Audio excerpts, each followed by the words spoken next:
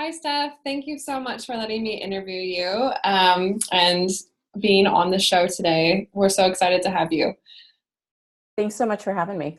Yeah. So you work for a company called Zapier. Please correct me if I'm saying that wrong, because I know you said that there was like certain way to say it. But if you could let everyone know, what is the company and what do you guys do? Sure thing. So first of all, you pronounced it right. Zapier rhymes with happier. We like to say Zapier makes you happier. Um, and so I lead communications at Zapier. Zapier does workflow automation. So essentially it's a tool that eliminates manual, repetitive, busy work. So that way you can focus on things that matter more to you. You can focus on more strategic work and creative work, and really manual things like data entry or moving things from one place to another get automated for you. One really cool thing about Zapier is that we are a 100% remote company. So we don't have any offices anywhere. Even our three founders work from their homes. Wow, yeah, and that's a big reason why I want to interview you is because that's still in this today's world of technology and everything, remote first companies where it's completely remote is still really unique. So that's, I guess my first question is, why are you guys remote first, or why have you never had an office? So it actually started, our founders are from Missouri and they created the company. And it's not like starting a company in San Francisco where, you start a company and, maybe the next question after building a product is like, where's our office? They were from Missouri. They moved to the Bay Area in order to get funding and get the company up and running. One of the founders had to move back to be with his then girlfriend, now wife. And so that was kind of the beginning of it. They had to learn how to work remotely pretty much from the beginning. They had hired a bunch of friends from college that were scattered all around the Midwest. So they weren't based in the Bay Area. So it never really made sense to set up an office. And once that got going, we started documenting processes.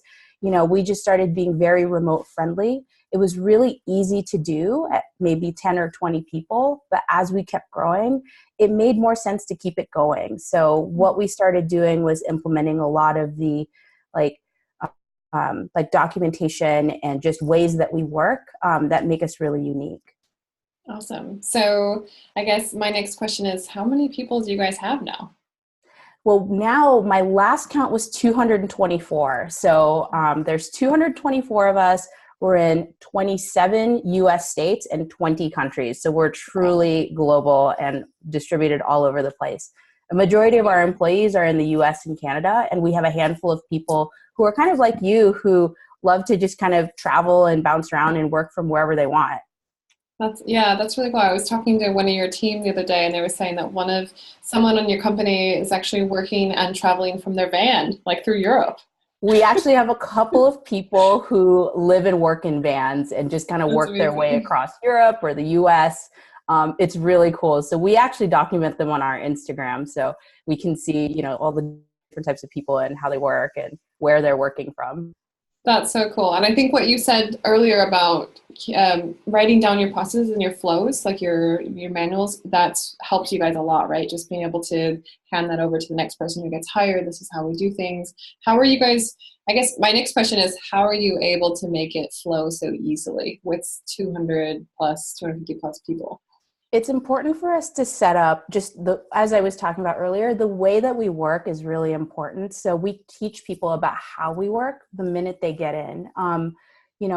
One of the things that we do every single week, we all write something called a Friday update. It's essentially a blog post outlining what we did, what we thought about our work from the past week, what we're doing for the weekend, like what we're doing during our unplugged time. And the whole point of it is for us to just let people know what we've been doing, get some visibility for the stuff we've been doing. We don't have we're not in an office setting. And, for my team in particular, like I can't walk over to them and ask them, hey, what'd you work on this week? I have to rely on reading these updates. My CEO reads all of these updates to see what everyone across the company is doing and is able to really talk about like, hey, this team is doing this cool thing. It really just feeds into this value that we have around transparency. It's super important for us because, as I mentioned, we're a global team. We're in 20 countries, to just know what everybody's doing. So, being able to show people our work, even when it's early, and showing our work often in a very transparent manner just helps us work better together. I really liked what you said. So I'm picking up on trust and transparency. Like you guys trust each other to do the work, and then you're also super open about it, even when it's not perfect. Like in a board meeting where you do your presentation. I think we have talked about this before, where you guys encourage people to share it when it's first starting, right? So you can kind of help each other out. Is that right? Yeah, exactly. So we share things right when they're, it's pretty early. It's uncomfortable at first to share really early drafts of plans, especially when you're used to delivering something that's finished and perfect. But in order to to be able to work well together, it's really important for us to make sure we're all on the same track. So if you share something early before you spend a ton of time on it, people can jump in and say, hey, actually, I was hoping that we go in this direction. And you can have that conversation really early. What's helpful, speaking of trust, is something that's different here is, in a lot of places, you have to earn the ability to work remotely. So you have to earn the trust to be able to be remote. Here, when we hire people, we just assume from day one, we can trust you. We can trust you to do your job. We can trust you to work autonomously, where I'm not going to have to check in on you every 5 seconds to make sure you're working. We just go in with that. Like, you have earned our trust from the first day. And so with that trust, we're hoping that, we can challenge each other when things aren't in the right direction. We can help each other kind of get from point A to point B. We can help each other make our work better. It sounds fairly obvious, but it is a very big mindset change from like a more traditional office coming in there, especially as a manager bringing in new hires. You really go in just hoping that they're just going to do what you hired them to do. And you really have to put a lot of trust in people from day one. I totally get that. I mean, I talk to so many teams that are excited to try out remote work, but that's literally question 101 is, well, how do we know that they're going to do their job? And I'm there like, you can do it. You can trust them. But it seems so hard to let go of that control and the FaceTime of like, oh, if I see them, they're working kind of thing. So I think it's amazing that you guys are doing that. As a manager, you said something before that I wanted to talk more about. Oh, speaking about teaching people how to work remotely, or this is how we work at Zapier, or these are our expectations, because I've seen a lot of teams say, okay, we're letting our team work remote, and then the person goes and works remotely and they don't know what's expected of them. And that causes a lot of like stress and misaligned expectations. So how do you guys do that in a way where everyone feels comfortable? Oh yeah. So from your first week, we have people go through an onboarding process, and they go through your average things like, hey, here's how to set up all of your email accounts and your expenses and all that stuff. But the really important thing that they learn is, one thing that we do in terms of how to work remotely is we give feedback often and immediately. And sometimes it's face-to-face whenever possible, but a lot of times it'll end up being over Slack, because, I don't want to wait 24 hours before I get to talk to someone to give them feedback about something. So, our CEO actually leads a workshop on how to give feedback immediately, how to do it in a remote setting, and how to do it in a way where people really understand, like, oh, this is really helping me, or this is helping me grow. So we teach people things like our growth through feedback value. We teach people about how to work transparently. We also teach people about, one of the things that you have to do in a 100% remote environment is be very action oriented. So you can't just wait until somebody tells you, hey, can you do this for me? You have to just basically show, like, hey, I'm going to jump in and do this. And that's not something that's often taught in a regular work environment, but in a remote setting, it's like, oh, wow, this person's on top of it. They're jumping in to help. And that's kind of the default. Yeah, that's so cool. And it's funny how some of it's so simple, but we don't really use this in our traditional work environments, and like, before this. So I think it's funny because it's remote work, which is already new, but then the way you guys are choosing to work along with that, and maybe that's because of the remote work, it's still also open and evolving. And I feel like it causes better teams, because I've been talking to your teams and everyone seems so excited to work there. Everyone I've talked to at Zapier is like, we love our job. This is the best job we've ever had.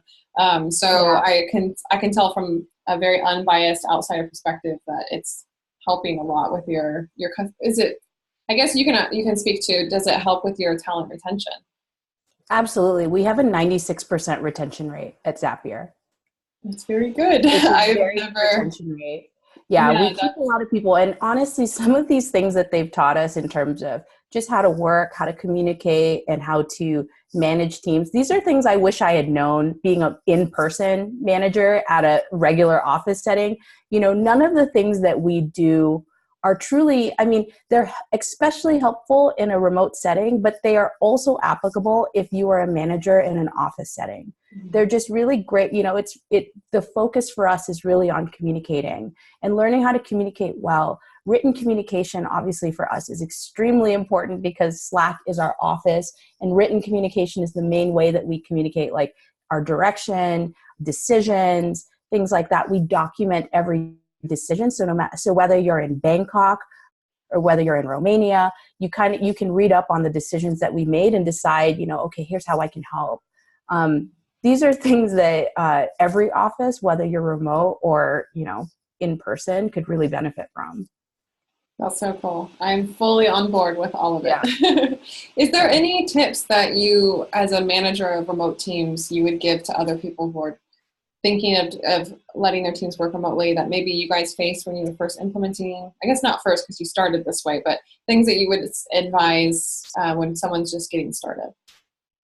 You know, for us, onboarding is especially important. So making sure to set expectations in terms of how we work, when we work, you know, what they're working on, what's expected of them. That is important at any job, but it's especially important in a remote setting. For us, we don't have quite as much FaceTime. We really just do a lot of our meetings through Zoom. So, you know, I'd recommend if you are a remote manager, investing in something like a video conferencing service. So you can have these remote video calls. Something about just, you know, even a video call over a phone call makes a big difference in making sure that you honor each and every single one-on-one. You never move it unless there's a really, really good reason for it. And just making sure that you always have that time to connect with your people.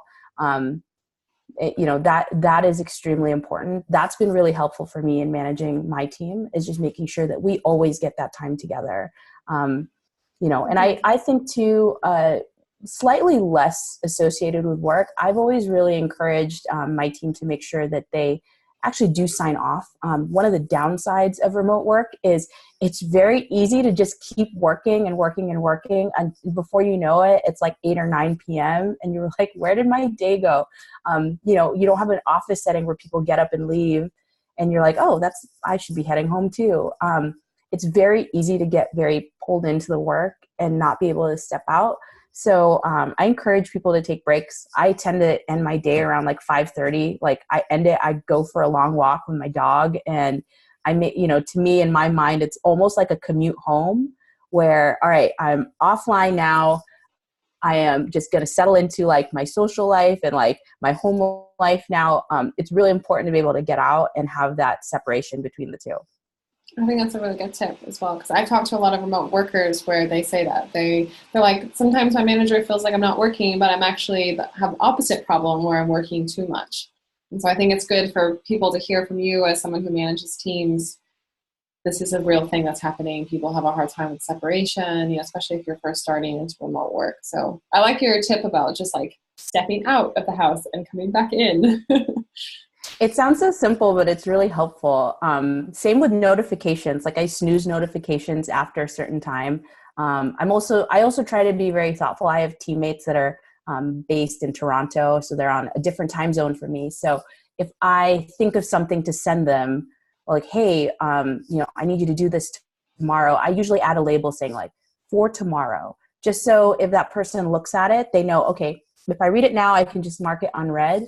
And I don't have to she's not expecting me to do anything about it till tomorrow. She's not expecting me to do this at like 10 p.m. my time. So Yeah. that's another way of just setting expectations of when you're hoping to get help or, you know, hoping for someone to work on something. That's so cool. Well, I think this is all really going to be super helpful for everyone. Is there any last tips or advice that you have for, I don't know, the industry or managing teams or having a remote first company? Because you guys have a lot of things going on.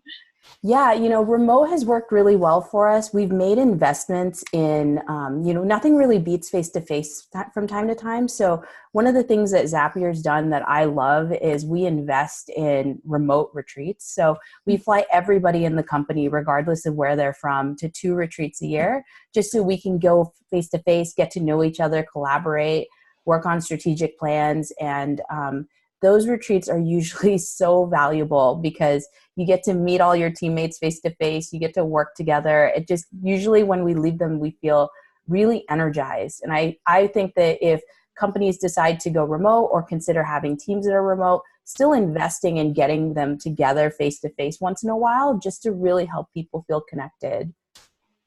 I completely agree. So I think that's amazing that you guys do that. And from what I've heard around the company, everyone really enjoys them and they like look forward to them all year. So I think it's amazing that you guys do that.